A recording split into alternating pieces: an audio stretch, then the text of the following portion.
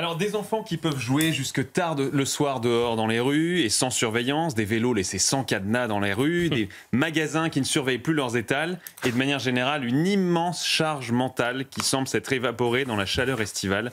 Non, je ne vous parle pas de Singapour ou d'une capitale d'Europe de l'Est. Aussi incroyable que ça puisse vous paraître, je vous parle de Paris. Même si je vous avoue que l'info sur les vélos sans cadenas n'est pas contractuelle, je ne conseille pas forcément de le faire. Mais cette atmosphère d'insouciance, c'est effectivement ce que plusieurs internautes ont remarqué. Il y a des jeux pour enfants, des fan zones comme à la Villette, des clôtures qui avaient tant fait grincer les dents ont quand même essentiellement disparu, même si pas toutes, mais quand même la grande majorité. Et puis il y a ce sentiment d'apaisement a été remarqué par un journaliste du Figaro aussi, qui a écrit dans le Figaro ce matin sur le Champ de Mars. Alors il est question du Champ de Mars où les riverains respirent enfin. Il faut dire qu'au Champ de Mars, ça fait plusieurs années qu'il y a des problèmes de sécurité, parfois très graves. Et la cause en serait simple, selon cet article, c'est qu'on a remplacé les vendeurs à la sauvette et de bonne taux, les pickpockets et les violeurs en puissance, parce qu'il faut le dire, il y a eu beaucoup de viols sur le Champ de Mars, par des hommes et des femmes en bleu. Alors qu'est-ce qui a changé à Paris véritablement pour atteindre ce résultat? Alors c'est vrai que la présence policière à Paris est massive. On parle actuellement de 30 000 policiers et gendarmes. On était jusqu'à 45 000 pendant la cérémonie d'ouverture qui sont mobilisés dans la capitale, alors qu'en temps normal, c'est difficile d'avoir des chiffres, mais on peut estimer à la moitié. Donc ça, c'est beaucoup moins. Et puis indéniablement, l'autre point, c'est que cette présence de policiers a tendance, effectivement, c'est vérifié, à faire baisser le crime. C'est une évidence à qui que ce soit qui est normalement constitué. On est plutôt rassuré par la présence de la police, mais ça a été prouvé par de nombreuses études et expériences.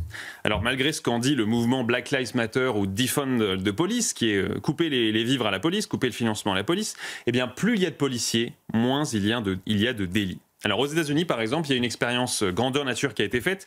L'État fédéral américain avait lancé un grand plan de financement de la sécurité dans les années 2000, dans la deuxième moitié des années 2000. Et suite à ce plan, plusieurs études avaient remarqué que chaque policier additionnel qui avait été embauché pendant cette période-là avait permis d'éviter en moyenne 4 crimes et délits violents et 15 atteintes aux biens. Un autre exemple grandeur nature, alors vous vous en souvenez certainement, le 7 juillet 2005 à Londres, il y avait une série d'attentats, ça avait été gravissime avec 4 explosions entre 8h50 et 9h50 à divers endroits de la ville, dans le métro et dans les autobus, il y avait eu 52 victimes, ça avait été gravissime et naturellement dans les mois qui ont suivi, il y avait eu une présence policière qui avait drastiquement augmenté.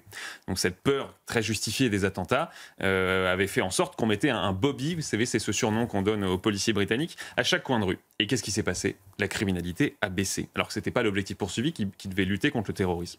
Une dernière expérience que je vous cite, qui était à Washington DC, suite aux attentats du 11 septembre 2001, avait permis de vérifier que pour chaque tranche de 10% du nombre de policiers qui étaient embauchés par rapport aux chiffres initiaux, engendrait une baisse de 3% du nombre de vols et agressions.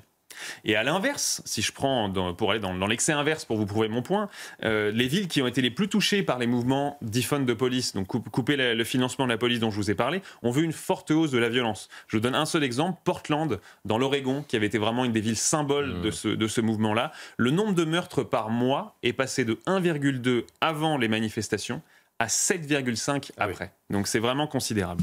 Et puis encore un exemple là, qui nous ramène un peu plus loin dans l'histoire, mais toujours un exemple inverse pour vous dire quand il n'y a pas de police, il y a plus de crimes. C'était une expérience qui arrive très rarement, mais il y a eu une grève totale de la police. C'est très intéressant criminologiquement, ça l'est beaucoup moins pour la sécurité, mais une grève totale de la police de Montréal en 1969. Et évidemment, la criminalité avait explosé. Il y avait des magasins pillés, 7 banques avaient été braquées. Sur l'espace de 16 heures seulement, ça avait été très réduit. Et 2 bandes mafieuses rivales s'étaient battues, étaient arrivées dans un terrain vague et avaient fait une bataille rangée, tout simplement. Il y avait eu un mort. Pour la petite histoire, c'était pour du contrôle de compagnie de taxi. Incroyable. Donc, la leçon à tirer tout ça, c'est que la police, indéniablement, elle fait peur aux délinquants et criminels. Et quand on quadrille une ville de policiers et qu'on retire en même temps ces éléments les plus criminogènes, comme les migrants toxicomanes, ce qu'avait dénoncé le maire d'Orléans il y a quelques mois, naturellement, la vie semble plus paisible à ceux qui respectent la loi. Mais alors, Gérald Darmanin est-il en passe ou pas d'atteindre cet objectif de zéro délinquance qu'il nous a annoncé à tous? Alors, pour autant, la situation est loin d'être parfaite, à Paris et ailleurs. Et surtout, elle ne devrait pas durer. D'abord parce que tout n'est pas rose à Paris, je vous le disais. Il y a plusieurs affaires qui concernaient des visiteurs parfois célèbres à Paris, qui ont fait la une des journaux ces derniers jours. Vous avez peut-être vu passer le vol de la légende du football brésilien Zico, qui s'est fait voler une valise avec 500 000 € de bijoux. Vous se demandez quand même pourquoi est-ce qu'il se baladait avec ça, mais visiblement c'était sa valise. Et il était mécontent de son hôtel. Il a décidé d'aller dans un taxi, et le taxi s'est fait embrouiller, je pense qu'il n'y a pas d'autre mot, par deux passants, dont un a subtilisé les bagages, dont il y avait une rivière de diamants. Incroyable. Et sa montre Rolex. Enfin bref. Donc c'était Zico. Plus grave, il y a une femme de 71 ans qui a été violée hier ou avant-hier, là, ces derniers jours, par le propriétaire de son logement Airbnb. Vous avez dû le voir passer. Une autre femme a été violée, pareil, il y a 2 ou 3 jours, en rentrant des Jeux Olympiques par un chauffeur Uber.